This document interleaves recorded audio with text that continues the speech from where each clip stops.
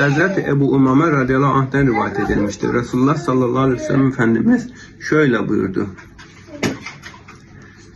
Bir kimse abdest alıp farz namaz kılmak için evinden çıkarsa ona ihram giyip hacca giden kimseye verilen sevabın aynısı verilir.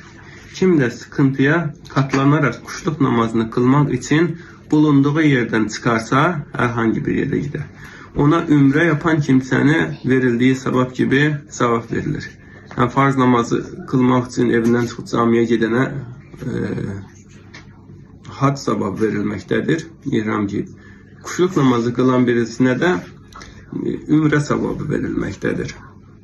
Arada boş iş ve faydasız söze bulaşmadan bir namazdan sonra diğer namazı kılmak yüksek dereceli ameller arasında yazılır. Yani iki namaz arasında bir namazı kılmış, diğer namazı kılana kadar boş işler ve sözlerle meşgul olmazsa Allah-u Teala diyor ki bu yüksek dereceli insanların amelidir. Allah-u Teala onu yüksek dereceli insanlardan yazar.